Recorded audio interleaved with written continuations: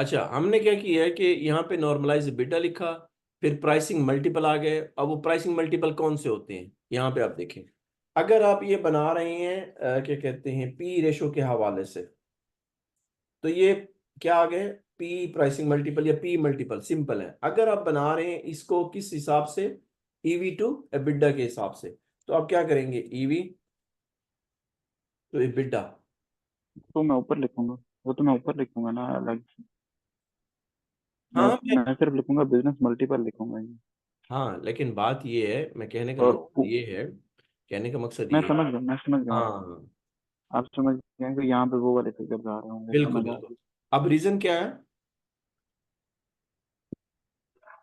यहाँ पे आप क्या करेंगे, यहाँ पे आपने लफ्ज इस्तेमाल किया है development of pricing multiple guideline public company method. हमने क्या किया, हम ना, अब चले मैं मेन फर्क बता देता हूँ दोनों में फर्क क्या होता है।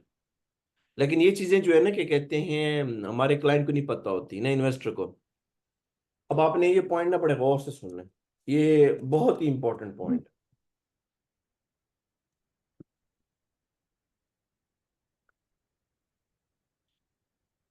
पी मल्टीपल और EBITDA, EV to EBITDA multiple, दोनों में फर्क क्या होता है, मैं इसका फर्क बताता हूँ। और ईवी टू एबिडा मल्टीपल, देखें, जब किसी बंदे ने या इन्वेस्टर ने कोई किसी कंपनी के अंदर शेयर्स की इन्वेस्टमेंट करनी होती है, शेयर परचेज करने होते हैं, तो अगर उसने 5%, 10%, 15%, 20% शेयर परचेज करने उस कंपनी के, तो वो क्या करता है, उस कंपनी के पी मल्टीपल लेता है। अब इस पी मल्टीपल के ना दो तीन और वेरिएशन भी हैं, वो पी एस मल्टीपल भी है, पी बी मल्टीपल भी है, और भी काफी सारे हैं। ठीक है, तीन चार पांच छह हैं, पांच छह हैं। सही है। तो यहाँ पे हम कहते हैं कि जिस बंदे ने इन्वेस्टमेंट करनी है माइनॉरिटी इंटरेस्ट के अंदर, यानी कि उसने पूरी कंपनी के नहीं बल्कि कुछ उसका हिस्सा परचेज कर रहा है, उसको माइनॉरिटी कहते हैं। जिस बंदे ने पूरी कंपनी परचेज करनी होती है, उसको हम उसका जो लेते हैं क्या कहते हैं, ईवी टू एबिडा मल्टीपल लेते हैं। तो इसका मतलब ये हुआ कि अगर आपने सिर्फ इक्विटी इन्वेस्टमेंट करनी है तो उसके लिए पी मल्टीपल है, और अगर पूरी कंपनी को परचेज कर रहे हैं तो उसके लिए क्या है, ईवी टू एबिडा है। क्लियर हो गया। समझ आ रहा है, समझ आ रहा है। क्लियर हो गया। अब ये जो बात है, ये मैंने आज तक इकबाल यासर वालों को भी नहीं बताई, ये सिर्फ आपको बता रहा हूँ। बिल्कुल ठीक है। तो इसका मतलब ये हो गया कि इस तरह का फर्क सिर्फ उसे ही पता होगा जो सिर्फ सीएफए होगा। ये फर्क जो है ना, चार्ट अकाउंटेंट को भी नहीं पता होगा, जो सीए वाले हैं उनको भी नहीं पता। क्योंकि मुझे पता है ना कि ये चीजें कहाँ पर लिखी हुई हैं, क्योंकि मैंने सीए का सिलेबस भी पढ़ा हुआ है और सीएफए का भी पढ़ा हुआ है। और सीएफए का भी, दोनों का इसी वजह से ठीक है। हाँ जी, हाँ जी। तभी मुझे ना इनके फर्क का पता चला है। सही है। तो भाई कौन से हम्म। सिलेबस में क्या चीज मेंशन है, एक तो ये चीज हो गई। उसके बाद आप ये देखें कि यहाँ पे total value of the business आ गई, डेट कैपिटल माइनस किया। अब आप ये देखें कि इसके अंदर ना हमने, इसके अंदर हम कुछ ऐड भी कर सकते हैं। ये उन्होंने एक स्टैंडर्ड फॉर्मेट दे दिया, लेकिन यार इसका ये मतलब तो नहीं कि हम लकीर के फकीर हैं, हमें अपनी वेरिएशन भी लानी है।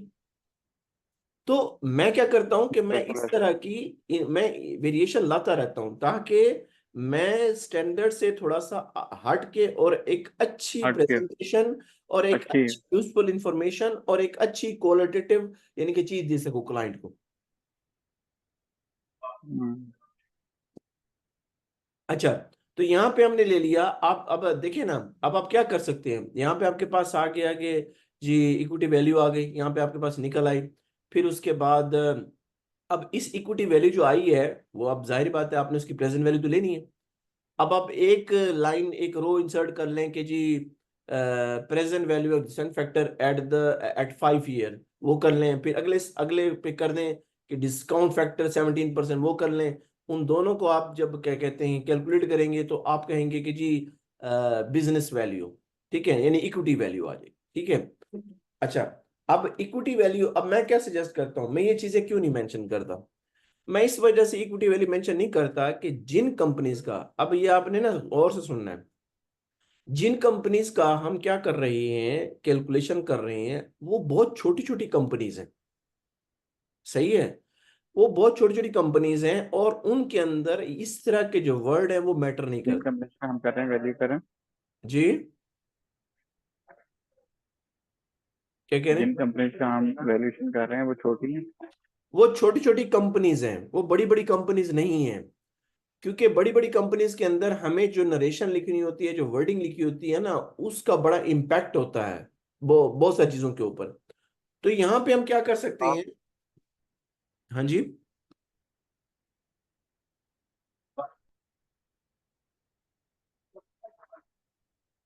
आवाज आ रही है मेरी आपको?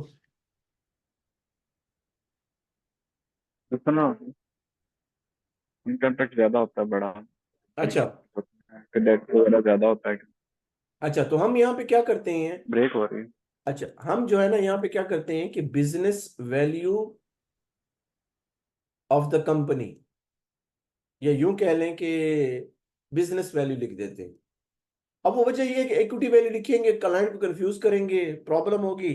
तो बेहतर है इस चीज को अवॉइड किया जाए। आपने वैल्यू ऑफ द बिजनेस पर लिखा। सर वो आवाज कट गई थी, सॉरी। अच्छा, अब आवाज आ रही है मेरी आपको? जी जी, अब आप बिल्कुल क्लियर आ रही तो मैं ही कह रहा हूं कि मैंने इक्विटी वैल्यू लिखा, तो करेक्ट वर्ड जो यहाँ पे लिखना है वो इक्विटी वैल्यू है। ठीक है, आप लिख बिल्कुल सकते ठीक हैं। है। बिजनेस वैल्यू नहीं आएगा, बिजनेस वैल्यू में इक्विटी वैल्यू। अच्छा, आप लिख सकते हैं, आप यहाँ पे इक्विटी वैल्यू भी लिख सकते हैं बिजनेस, क्योंकि टोटल बिजनेस से जब डेट कैपिटल निकलता है तो इक्विटी वैल्यू रह जाती है। बिल्कुल ऐसे तो, बिल्कुल सही ऐसे। है। अब क्या है कि अगर हम इस तरह की देंगे तो क्लाइंट का जो एक रिक्वायर्ड, यानी कि होती है ना, वो रिक्वायर्ड पर्पस होता है कि उसने आगे इन्वेस्टर को अपने साथ शामिल करना होता है ना, तो वो फिर उसको ना समझा नहीं पाता सही तरह। तो उसकी आसानी समझ के आ लिए गई। हम क्या करते हैं कि पूरे बिजनेस की वैल्यू मेंशन कर देते हैं। तो ये हो गया हमने। अच्छा, अब आपको एक बात बता देता हूँ।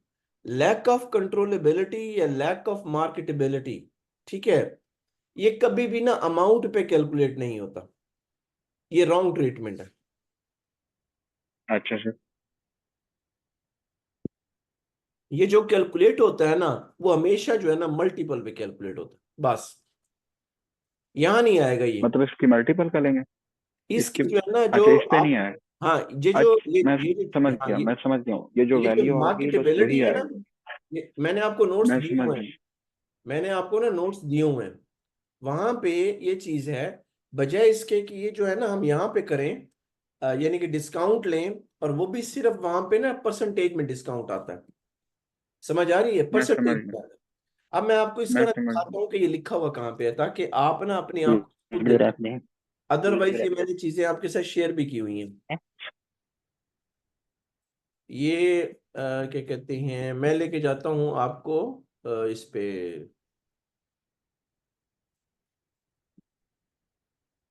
ये मैंने आपके साथ बुक भी शेयर की हुई है।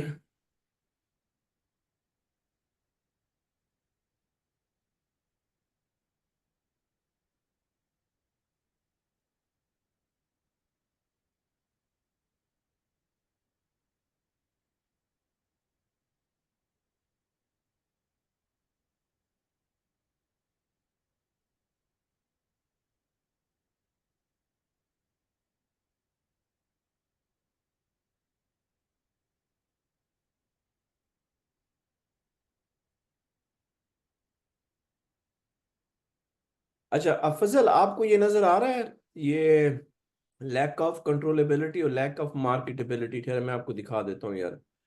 ये